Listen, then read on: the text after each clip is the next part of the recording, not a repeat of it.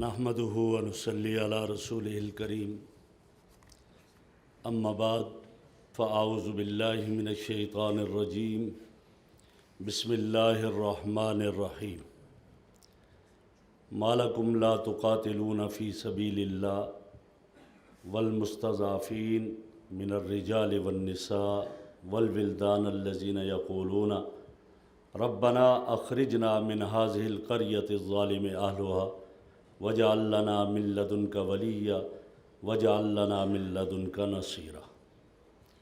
وقال رسول اللہ صلی اللہ علیہ وسلم الجہاد ماضٍ الی یوم القیامہ او کما قال علیہ الصلاۃ والسلام۔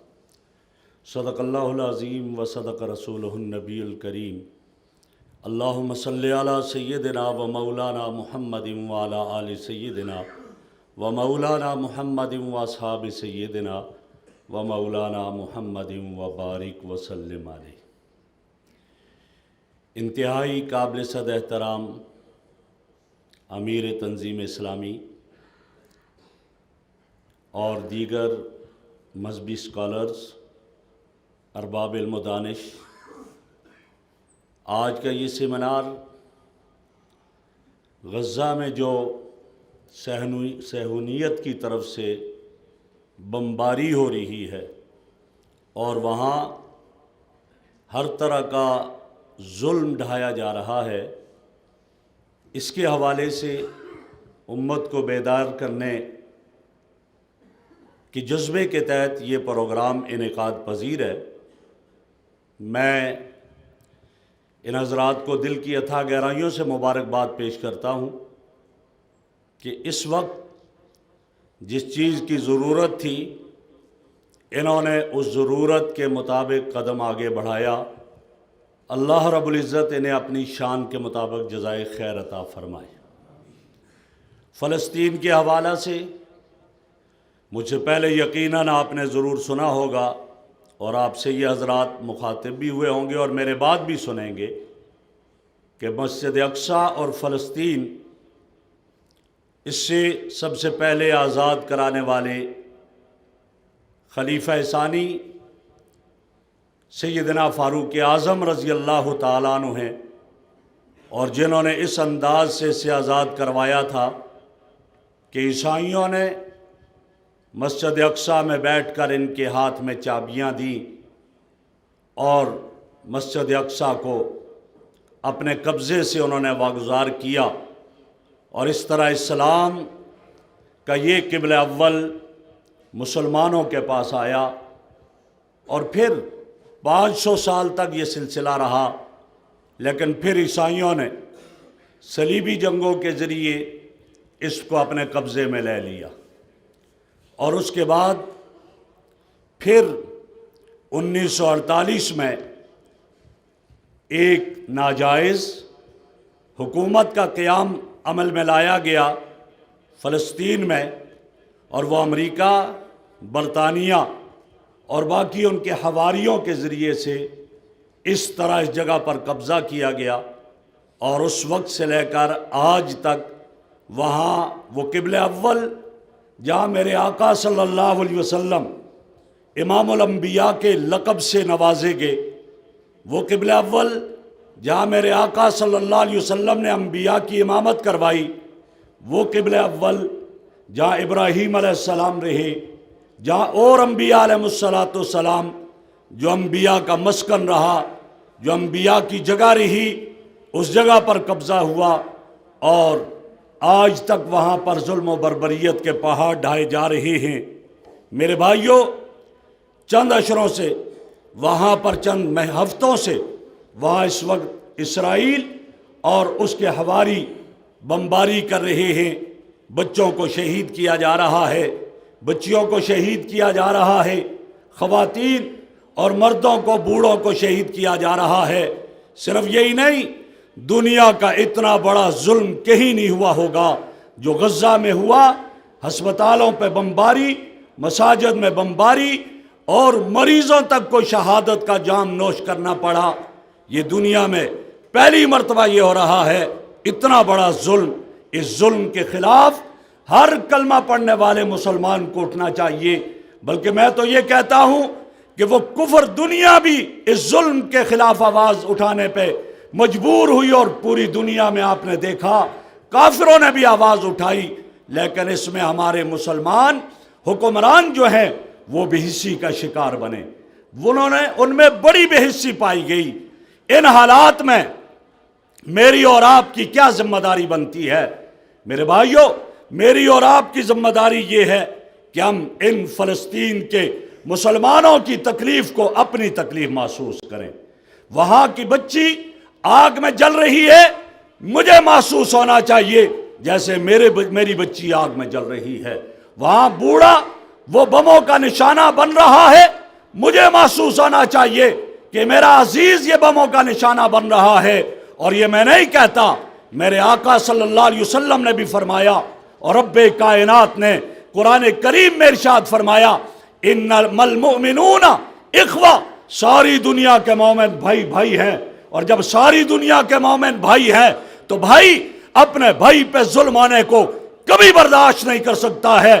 تو کیا بات ہے، آج کا کلمہ پڑھنے والا حکمران کس بے حسی کا شکار ہو گیا کہ وہ اس کو اپنا بھائی نہیں سمجھتا ہے۔ اور میرے آقا کا ارشاد صحیح مسلم شریف کی روایت ہے، آپ نے فرمایا، مثل المؤمنین فی توادہم وتراحمہم وتعاطفہم، فرمایا مثل الجسد اذا اشتک منہ عضوا تداعی لہ سائر الجسد السہر والحمى، فرمایا ساری دنیا کے مسلمان وہ جسد واحد کی طرح ہیں، اگر آنکھ کو تکلیف ہو سر وہ تکلیف محسوس کرتا ہے، پاؤں وہ تکلیف محسوس کرتا ہے، یہاں تک کہ اگر انگوٹھے کے ایک کونے پہ تکلیف ہوتی ہے میرے بھائی، پوری رات آنکھ بھی تڑپتی ہے، دماغ بھی تڑپتا ہے، یہ شخص سو نہیں سکتا ہے۔ میرے آقا نے فرمایا مومن کی تو یہ مثال ہے، لیکن آج یہ مومن اتنی بے حسی کا شکار ہو گئے ہیں، آج میرے معاشرے کی، آج امت کی ماں، بیٹی، بہن، بوڑھا، جوان آگ میں جل رہے ہوتے ہیں اور یہ مزے سے فلمیں دیکھ رہے ہوتے ہیں۔ ان کی زندگیاں فیس بک دیکھنے میں گزر رہی ہوتی ہے، یہ انڈین گانے دیکھ رہے ہوتے ہیں، یا ان کا حال یہ ہو گیا کہ یہ ناچ اور گانے کی باقاعدہ محفلیں قائم کرتے ہیں، اور وہاں پہ لوگوں کو اس سرود کی محفلوں میں جمع کرتے ہیں۔ انہیں یہ احساس نہیں ہوتا کہ وہاں پر ہماری بچی جل رہی ہے، وہاں بموں کے جو ہے وہ نیچے ہمارے بچے تڑپ رہے ہیں، وہاں کے جوان تڑپ رہے ہیں، کلمہ پڑھنے والے مسلمان تڑپ رہے ہیں، لیکن انہیں اس کا احساس نہیں۔ اس لیے میرے بھائیوں، میری اور آپ کی یہ ذمہ داری بنتی ہے کہ ہم ان کی تکلیف کو اپنی تکلیف محسوس کریں۔ دوسری ذمہ داری میری اور آپ کی یہ بنتی ہے کہ ہم ان کے لیے خلوص سے دعائیں کریں، اور جو دعا آدمی کرتا ہے حدیث میں آتا ہے، میرے آقا نے فرمایا، اسرع و اجابتاً دعوت الغائب للغائب، غائب کی دعا غائب کے حق میں جلدی قبول ہوتی ہے۔ یہ دعائیں ہم ان کے لیے دعاؤں کا اہتمام کریں، اور اس کے ساتھ ساتھ ان کی مدد کی جائے۔ تیسری ذمہ داری یہ بنتی ہے ان کی مالی مدد بھی کی جائے، ان کی ہر طرح کی سپورٹ کی جائے، مدد کی جائے۔ میرے آقا کا ارشاد ہے، المسلم اخو المسلم لا یظلمہ ولا یسلمہ، مسلمان کا بھائی ہے، نہ اس پہ ظلم کرتا ہے اور نہ اس کو بے یار و مددگار چھوڑتا ہے، دوسرے کے ہاتھوں میں نہیں چھوڑتا۔ آج کیا بات ہے، آج کیوں بے یار و مددگار ہیں؟ کتنے عرب مسلمان ہیں اور کتنے مسلمان ممالک ہیں، اس کے باوجود بھی وہ بچے اور بچیاں، وہ جوان اور وہ بوڑھے، وہ سب بے یار و مددگار ہیں۔ آخر ایسا کیوں ہے؟ ہم انہیں اس حوالے سے ہماری ذمہ داری ہے ان کی ہر طرح مدد کریں۔ اور چوتھی ذمہ داری میری اور آپ کی یہ ہے کہ ہم اس ظلم کے خلاف بھرپور آواز اٹھائیں۔ آواز اٹھانی چاہیے، وہ آواز میں مولوی ہوں، ممبر سے مجھے اٹھانی چاہیے۔ آپ صحافی ہیں، آپ صحافت کے درجے میں آپ وہاں سے صدا اٹھائیں، آپ کسی اور پیشے سے منسلک ہیں، آپ خود آواز اٹھائیں۔ ہر شخص کو اس آواز کو اٹھانا چاہیے، اور ایسے آواز اٹھ جائے کہ دنیا مجبور ہو جائے سوشل میڈیا کے ذریعے ہر اعتبار سے اس کے خلاف آواز اٹھائی جائے، اور حکمرانوں کے جو قریب ہیں وہ بھی آواز اٹھائیں، اور ایسی آواز اٹھائیں کہ وہ مجبور ہو جائیں، ورنہ ظلم پر خاموشی اختیار کرنا بھی ظلم ہے، ظلم پر خاموشی اختیار کرنا ظلم ہے۔ یہ جو خاموش رہتے ہیں یہ ظلم میں برابر کے شریک ہیں۔ میں نہیں کہتا، میرے رب نے ارشاد فرمایا وَاتَّقُوا فِتْنَةً لَا تُصِيبَنَّ الَّذِينَ ظَلَمُوا مِنْكُمْ خَاصَّةً وَاعْلَمُوا أَنَّ اللَّهَ شَدِيدُ الْعِقَابِ۔ فرمایا مسلمانوں، اس عذاب سے اور اس آزمائش سے جو تم دیکھ رہے ہو اور ظالموں کی طرف آ رہی ہے، اس سے خبردار، نہ پیچھے ہٹنا اور نہ پریشان، نہ آگے بڑھنا اور نہ اس کے برابر اس کو چھوڑنا، کہیں ایسا نہ ہو کہ کل وہ تمہارے اوپر بھی آ جائے۔ تم خاموشی کا شکار ہو، تمہارے اوپر بھی نہ آ جائے۔ یہ مسلمان ممالک خاموشی کا شکار ہیں، اس بیماری میں مبتلا ہیں، کل ان پر آئے گی تو کیا بنے گا۔ یہ نہ سوچا کرو کہ میں اس سے محفوظ ہوں، نہیں۔ اللہ فرماتے ہیں تلک الایام نداولها بین الناس، یہ دن تو میرے قبضے میں ہے، کسی کو خوشی دیتا ہوں، کسی کو غمی دیتا ہوں۔ کل وہ جو آج خوش ہے وہ غمی میں آ جائے گا، جو کل غمی میں تھا وہ آج خوشی میں آ جائے گا۔ فرمایا خبردار ایسا نہ کرو۔ اور ایک شاعر نے بڑا عجیب شعر کہا، وہ کہنے لگا، کہتا ہے غافل ہے مدہوش رہنما ظلم ہے، فرمایا بحث و بے جوش رہنا ظلم ہے، اور کہنے لگا جرم پہ آنکھیں چرانا جرم ہے، ظلم پہ خاموش رہنا ظلم ہے۔ اس لیے خاموشی اختیار کر کے ظلم میں ان کا ساتھ شریک نہ ہوئیے گا، ہمیں آواز اٹھانی چاہیے۔ اور ہمارے پاس حامد میر صاحب موجود ہیں، ماشاءاللہ انہوں نے ہر فورم پر آواز اٹھائی ہے اور مؤثر آواز اٹھائی ہے۔ اللہ رب العزت ان کی آواز میں اور اثر پیدا کرے، جہاں دیکھا آگے بڑھے ہیں۔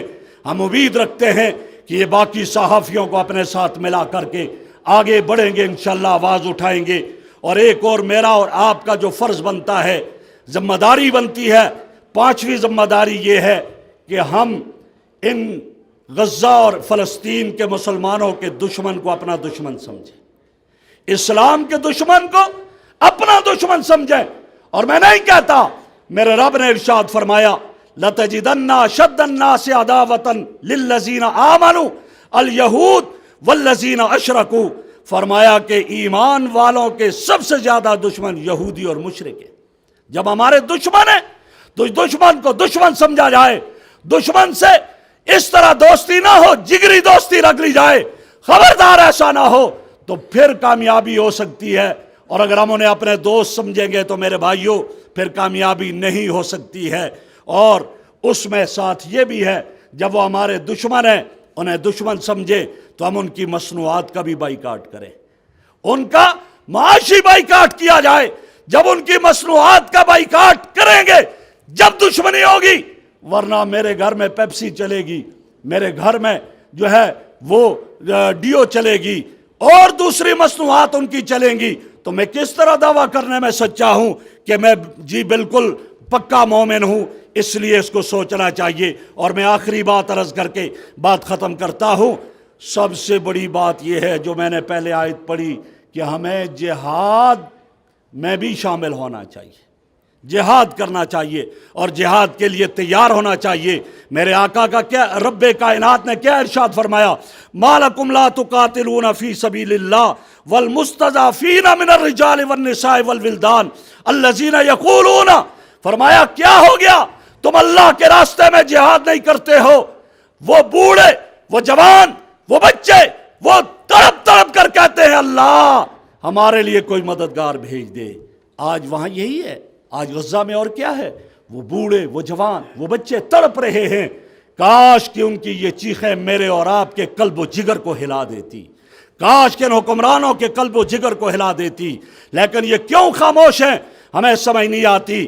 ایک حدیث میرے سامنے سے گزری اور اس حدیث میں مجھے سمجھ میں آیا کہ ہاں میرے آقا نے حضرت ثوبان رضی اللہ تعالیٰ عنہ سے ارشاد فرمایا، کیف انت یا ثوبان اذا تداعت علیکم الامم کتداعیکم علی قصۃ الطعام یصیبون منہ یوم، فرمایا کیا حال ہوگا جب پوری دنیا تمہارے اوپر ایسے ٹوٹ پڑے گی جیسے دسترخوان پر کھانا کھانے والے ٹوٹ پڑتے ہیں، وہ کیا حال ہوگا۔ اس وقت حضرت ثوبان عرض کرتے ہیں، بے ابی و امی، میرے ماں باپ آپ پر قربان ہو یا رسول اللہ، امن قلت بنا، کیا اس دن ہم قلیل ہوں گے، تھوڑے ہوں گے، تعداد میں کم ہوں گے؟ آپ نے فرمایا نہیں، لا بل انتم یومئذ کثیر، اس دن تھوڑے نہیں ہوں گے، زیادہ ہوں گے۔ میں آگے بڑھ کر کو ایٹمی طاقت بھی ہوں گے، ایٹمی پاور بھی ہوں گے تم، لیکن پھر کیا ہوگا؟ وَلَٰكِنْ يُلَقَّىٰ فِي قُلُوبِكُمُ الْوَهْنُ، تمہارے دلوں میں وہن کی بیماری ڈال دی جائے گی، وہن کی مرض آ جائے گی۔ پوچھا گیا کیا ہے مل وہن یا رسول اللہ، وہن کیا ہے؟